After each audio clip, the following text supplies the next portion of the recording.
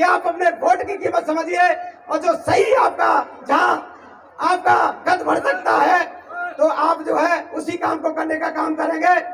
मेरे को बार बार आयोजक ये कह रहे हैं कि भाई आप संक्षिप्त करो, लेकिन मैं काम की बात कर रहा हूँ। मैं समता सदन का सिपाही हूँ, मैं सच्ची बात करता हूँ और सच्ची बात किसी को बुरी लगती है लगाओ, मैं परवाह नहीं करता इस बात की।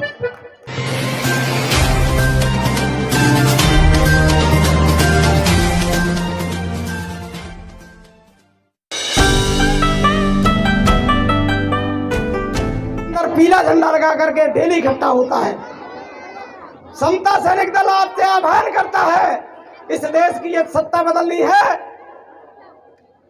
इसमें यदि हमें हुक्मरान बनना है तो हमें पार्कों के अंदर नीला झंडा लगा के इकट्ठा होना होगा, क्योंकि ये विचार की लड़ाई है, समता और विषमतावादियों की लड़ाई है। क्या आप तैयार हैं शाखा लगाने के लिए? तो सब लोग संकल्प कर ले। हमारे सम्मानित साथी कुछ इधर संज्ञाने लगाते हैं। राजन गौतम जी हमारे मित्र हैं, साथी हैं समता सैनिक दल के। यहाँ जो आपका ये रोहिणी का जो फेज 2 है, सेक्टर 2 के अंदर डिस्ट्रिक्ट पार्क के अंदर वो लगाते हैं और वहाँ डेली 40-50 लोग डेली आते हैं, हम भी आते हैं उनके बीच बीच में। तो एक तो ये निवेदन है। दूसरा मैं कहना चाहूंगा कि आदमी तिनका सही पर आग बन सकता है, आदमी के बक्ष में जय खर्च कर सकता है और मौत सौसी झोपड़ियों पर मत हंसो इतना, एक बाबा साहब अम्बेडकर दुनिया में विस्फोट कर सकता है, विस्फोट कर सकता है, विस्फोट कर सकता है। हमारे और भी तमाम राजनीतिक साथी बैठे हैं। ये जो मेरी पीड़ा है, मेरा भाई नेपाल मौर्य संगीत के माध्यम से भी बहुत अच्छी बातें कर रहे थे। जो 35 वर्ष की पीड़ा है 4 लाइनों के अंदर बता रहा हूं बहुत साहब, कि न जाने क्यों इतने मतलबी हो गए लोग, न जाने क्यों इतने मतलबी हो गए लोग, निस्वार्थ के लिए औरत शोहरत दौलत कमाओ और बाबा साहेब के आंदोलन से भटके किसको मार्ग दिखाएं, इतने खुदगर्ज हो गए लोग, इतने खुदगर्ज हो गए लोग। ये अपनी राजनीतिक पार्टी अपना स्वार्थ सिद्धि करने के लिए आज तमाम दिल्ली के लोग जो आरएसएस की बी टीम है, केजरीवाल की गोद में बैठने का काम कर रहे हैं। साथियों, ऐसे लोगों को भविष्य में आने वाले 2024 में आपको समय सिखाना होगा, सबक सिखाना होगा। हमारी एक ही पार्टी है और वो है बहुजन समाज पार्टी, इसके अलावा कोई पार्टी नहीं है। जो हमारी ताकत है, जो हमारी ताकत है, जो हमारी इज्जत है, जो हमारी आबरू है, आज जो भी कुछ है बहुजन समाज पार्टी की वजह से। यदि उसका वोट नहीं हो तो तुम्हें कुत्ते भी पूछने वाले नहीं साथियों। और जो दूसरी पार्टियों में बन रहे नेता वो केवल और केवल बहुजन समाज पार्टी की ताकत की वजह से बन रहे हैं। यदि उसका वोट नहीं होता, क्योंकि मान्यवर काशीराम ने कहा था वोट हमारा राज तुम्हारा, नहीं चलेगा, नहीं चलेगा। लेकिन कुछ मनुवादी लोग उनकी गोद में बैठ करके ये गलत कार्य कर रहे हैं। साथियों, वैसे तो मैं मिशन का सिपाही हूँ, समता सैनिक दल की बात करता हूँ, क्योंकि समय की बात हमें करनी चाहिए। आज आपकी नौकरियां खत्म कर दी, पहले आपके अटल बिहारी वाजपेयी आए तो पेंशन खत्म कर दी, और अब मोदी जी आए तो सारी नौकरियां खत्म कर दी। ले लो, बजा लो झंझना। और अब संविधान को भी बदलने जा रहे हैं। साथियों, आप किस मुकालते में जी रहे हो? आपके पास अभी हमला होने वाला है। रोज हमले होते हैं हमारे लोगों पर, रोज होते हैं, डेली कहीं न कहीं अम्बेडकरवादियों को सताया जाता है, दबाया जाता है। जो भी भरता है ना गांव देहात के अंदर, उसको मार दिया जाता है। साथियों, समता सैनिक दल के पास डेली रिपोर्ट आती है। साथियों, मैं इस मामले में जो हमारी भीम आर्मी कार्य कर रही है, उसके लिए मैं उनको भी सैल्यूट करना चाहूंगा। मैं उनको भी सलूट करना चाहूंगा कि जहां कहीं जुल्म जाती होती है वो हमारी सेना उस गांव के अंदर जाती है और पीड़ितों का मदद करने का काम करती है, इसलिए वो भी धन्यवाद के पात्र है जी। मैं क्योंकि मैं अपनी बात, बाबा साहब की बात संक्षिप्त में ये कहना चाहूंगा कि साथियों, जो बात है असली मैंने बता दी। असली बात यह है कि हम क्या कर रहे हैं, हम क्या कर रहे हैं। हम लोग जब चुनाव होता है तो थोड़े से लालच में पैसे में बिक जाते हैं, लेकिन हम लोग को ठीक है। तो मेरा कहने का तात्पर्य यह है कि आप अपने वोट की कीमत समझिए और जो सही आपका, जहां आपका कद बढ़ सकता है तो आप जो है उसी काम को करने का काम करेंगे।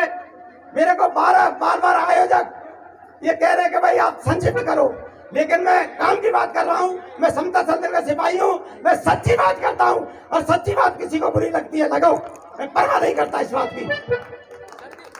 मैं आपको बाबा साहब अम्बेडकर के कुछ पंक्तियां कह करके अपनी बात समाप्त करता हूं। मैंने बाबा साहब अम्बेडकर की बहुत अच्छी गजल लिखी है और बहुत ही मनोयोग से लिखी है। मैं उसको कहना चाहूंगा, आवाज गला मेरा खराब है क्योंकि पीछे 2 महीने से लगातार कार्यक्रम चल रहे हैं और एक दिन में 2-2, 3-3 प्रोग्राम होते हैं। आज भी हर्ष विहार के अंदर भी बहुत बड़ा प्रोग्राम है, मेरे को वहां पे भी जाना है, टीम आई है मेरे साथ में, तो मैं कुछ पंक्तियां उनकी सुनाता हूँ। और तेरे जीवन की ऐसी गजल सुन के नैनों में आ जाए जल, तेरे जीवन की ऐसी गजल सुन के नैनों में आ जाए जल, तेरे जीवन की ऐसी कहानी कि कांटों भरी जिंदगानी, याद दिलाए से पूरी जवानी, हार फिर भी नहीं तूने मानी, लक्ष्य के प्रति रहा तू अटल, सुन के नैनों में आ जाए जल। और क्या कि स्कूल के अध्यापक भी ना तुझको पढ़ाते थे, नीचे अछूत समझ करके तुझे बाहर बिठाते थे। छोटा बच्चा कह रहा है कि भाई मैंने ऐसी क्या गलती कर दी, नीचे अछूत समझ करके तुझे बाहर बिठाते थे, पीड़ा सहता हृदय बेअमल, सुन के नैनों में आ जाए जल।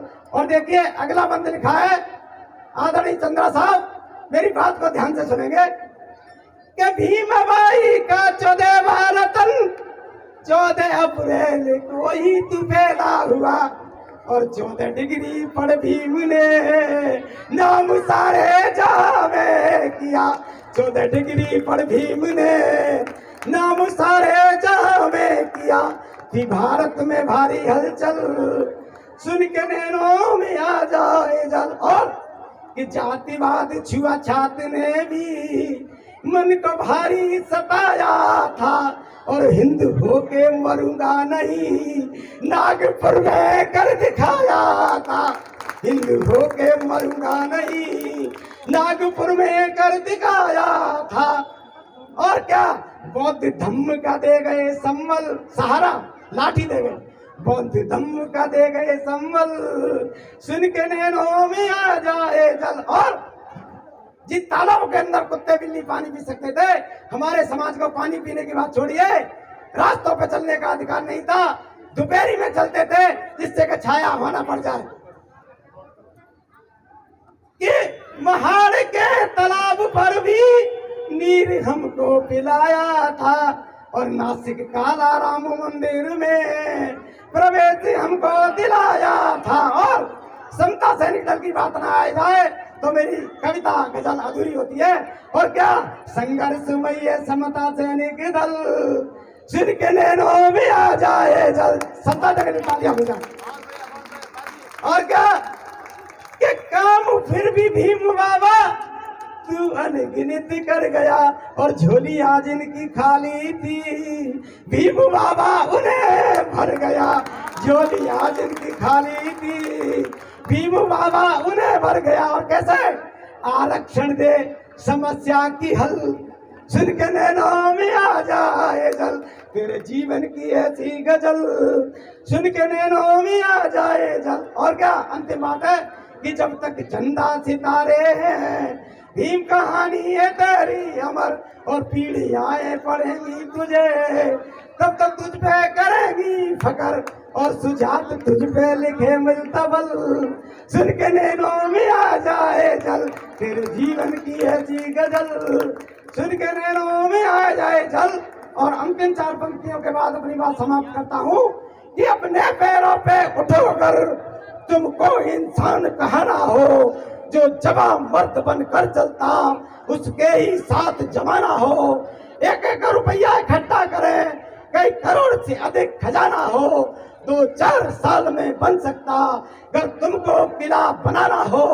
सब दुनिया वाले अड़े हुए हैं अपनी कौम परस्ती में, ये भीम का नारा लगा करे भारत की बस्ती बस्ती में, भारत की बस्ती बस्ती में। जय भीम, जय भारत। बहुत बहुत धन्यवाद, बहुत बहुत शुक्रिया।